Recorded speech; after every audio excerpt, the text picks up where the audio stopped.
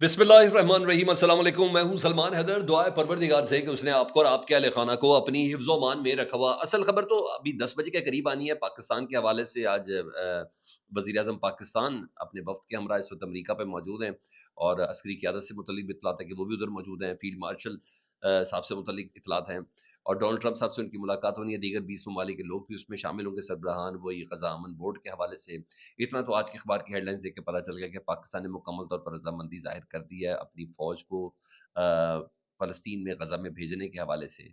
अब सिर्फ उस डिस्क्रिप्शन से मुतल्लिक डिसाइड होना है कि क्या ये हमास के खिलाफ है या सिर्फ सरहदों के लिए तैनात है। तो अमन जो फोर्स है उसके हवाले से पाकिस्तान ने नोटिंग कर दी। आज के जगह अखबार में मुकम्मल तौर पर जहनसाजी कर दी गई, लेकिन असल नाम यह पाकिस्तानी वक्त में 10 सवा 10 बजे के करीब ये आना है। मैं खैर उससे उस पर नज़र रखी हुई है, वो आपको अपडेट करूंगा। लेकिन इधर बहुत बड़ी पेश रफ्त हो गई कि एक तो अलीमा खान साहबा ने बहुत बड़ी डील ऑफर कर दी है और वो कहते हैं चट भी मेरी पट भी मेरी। एक कुछ डील उठाते हैं तब भी परेशान, नहीं उठाते तब भी परेशान।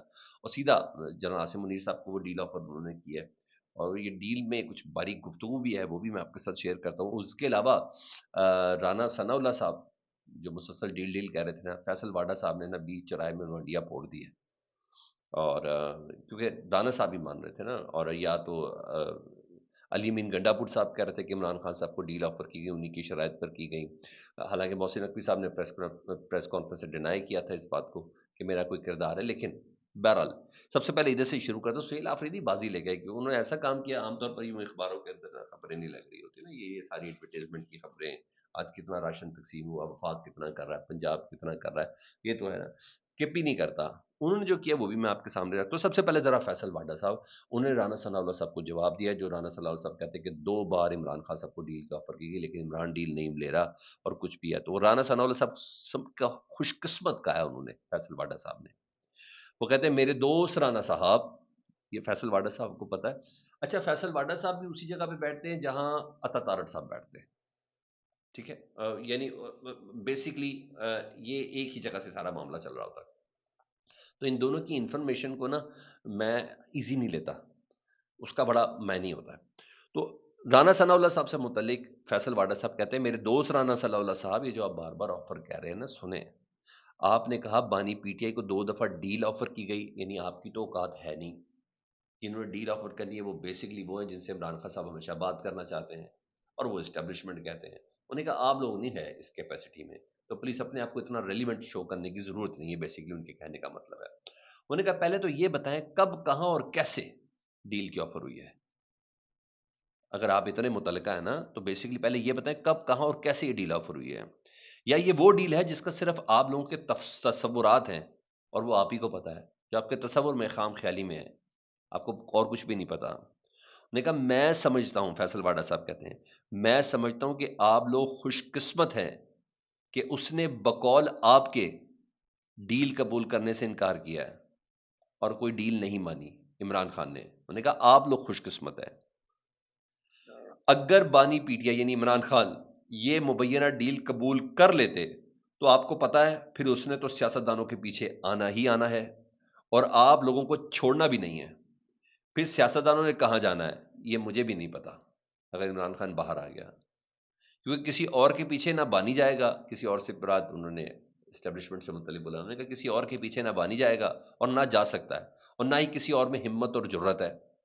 यानी पहले वहां इस्तना भी है और वैसे भी इमरान खान साहब ने कहा मैं जातिया से तो बाहर हूं ही। राना साहब हवा में सियासी तीर ना चलाएं। उन्होंने कहा शुक्र कर उसने डील नहीं मानी, नहीं तो आप सब बढ़ गए थे। उन्होंने कहा राना साहब हवा में सियासी तीर ना चलाएं, वरना उड़ते तीर की कहावत तो आपने सुनी होगी। उड़ता तीर मैं ज्यादा क्या ट्रांसलेट करूं, आप तो समझ तो जाए। उन्होंने कहा वो तो आपने कहावत सुनी होगी। तो सियासी बारीक वारदातें अब पुरानी हो गई हैं, कुछ नया सोचें।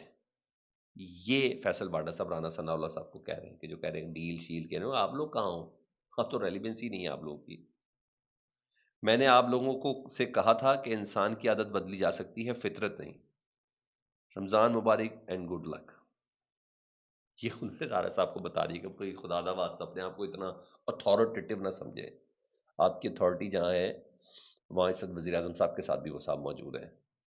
तो प्लीज अपने आप को इतना वो ना करें। खान आ गया तो आप ही की शामत आनी है। हमारा मामला तो जिनके साथ हम है उनको तो कोई छेड़ भी नहीं सकता, और ना ही वो छेड़ेगा, ना किसी में इतनी जरूरत है।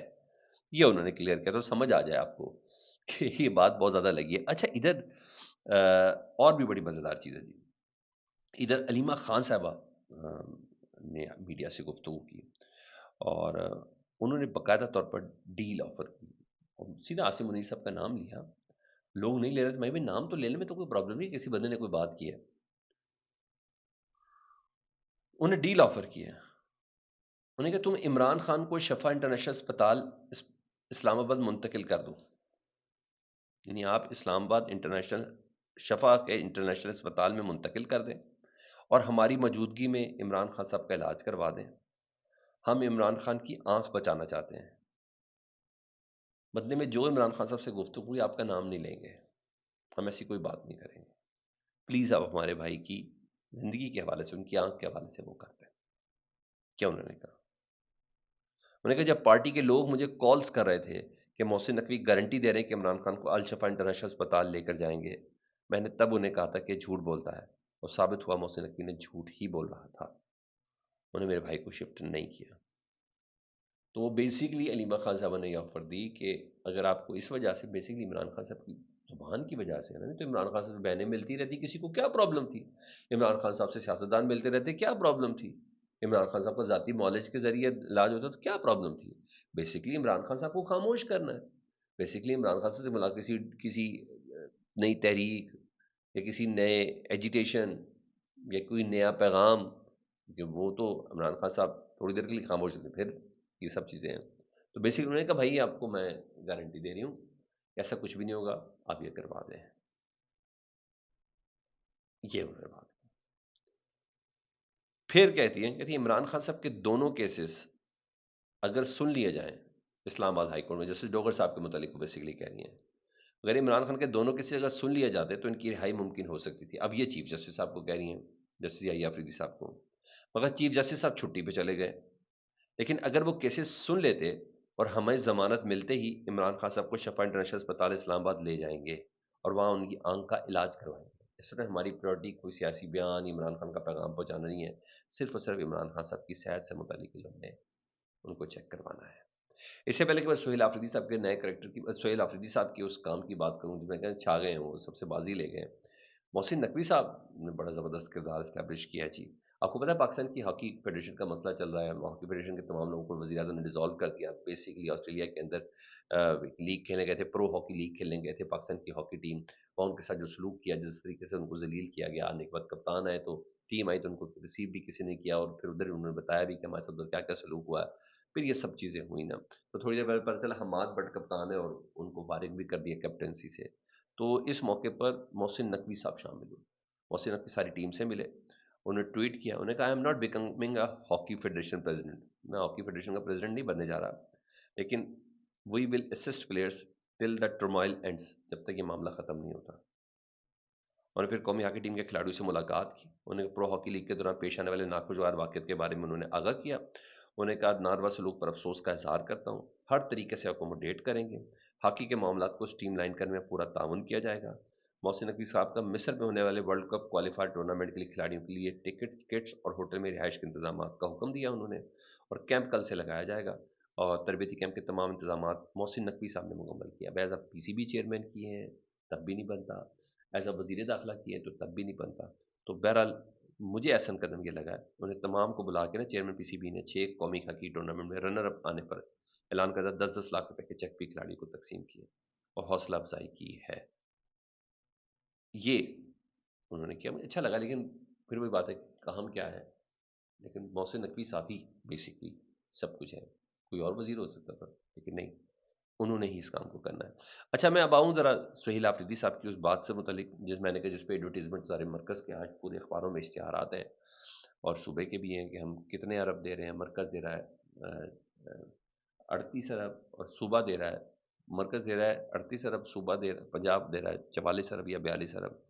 تو وزیر اعلیٰ خیبر پختونخوا سہیل آفریدی نے رمضان المبارک کے عوام ریلیف کے لیے نا انہیں عمران خان کے ویژن کے مطابق جامع پلان منظور کیا ہے۔ احساس رمضان پیکج کے تحت مستحق افراد کو 12,500 روپے فراہم کیے جائیں گے ہر مستحق خاندان کو، اور تقسیم 8ویں روز تک مکمل کی جائے گی۔ رمضان میں عوام کو ہر صورت ریلیف فراہم کیا جائے گا اور قیمتوں میں اضافہ کسی صورت قبول نہیں۔ ذخیرہ اندوزی اور خود ساختہ نرخوں کے خلاف سخت کارروائی یقینی بنائی جائے گی۔ صوبے میں 146 پرائز مانیٹرنگ ڈیسک قائم کیے اور 161 اضافی پرائز کنٹرول مجسٹریٹ مقرر کیے. ہر ضلع اور تمام انٹری پوائنٹس پر احساس رمضان دسترخوان قائم. یار یہ بڑی بات ہے، ہر ضلع کے انٹری اور ایگزٹ پوائنٹ پر، ہر ضلع کے بہت احساس رمضان دسترخوان ہے. یتیم خانوں، دارالعلوموں اور پناہ گاہوں میں سحری و افطاری کی معیاری خوراک فراہم کی جائے گی. یتیموں، بیواؤں، مساکین اور خصوصی افراد کو ترجیحی بنیادوں پر ریلیف دیا جائے گا. تمام سرکاری اسپتالوں میں ادویات اور ڈاکٹرز کی دستیابی یقینی بنائی جائے گی تاکہ مریضوں کے علاج میں کسی دقت کا سامنا نہ کرنا پڑے. دیہی علاقوں میں پرائز مانیٹرنگ کے لیے خصوصی اقدامات کیے جائیں گے. سبزی اور فروٹ منڈیوں میں بولی کے عمل کی تصاویر اور جی آئی کوارڈینیشن اپلوڈ کرنا لازمی قرار دیا گیا ہے. ڈپٹی کمشنر کو ذخیرہ اندوزی روکنے کے لیے خصوصی ہدایات جاری کی گئی. ایسا اقدام اپریشیٹ کرنا چاہیے کہ وہ یہ کام کریں، کیونکہ اس کی وہ ایڈورٹیزمنٹ نہیں کر سکتے. تو ہمارا فرض ہے ایسا نہ ہونا کہ چند افراد پریس کانفرنس کر کے کارکردگی کو بھی دبا دیں. یہ تو ان سے پوچھیں جن کے ذمہ کچھ آیا ہے. مجھے ایسا ہی لگتا ہے. بہرحال یہاں اب تک یہ اپڈیٹ سے میں نے کہا میں آپ کے ساتھ شیئر کر دوں. فیڈ بیک سے متعلق ضرور کیجیے گا. اپنا بہت خیال رکھیں. اللہم صلی علی محمد و علی محمد.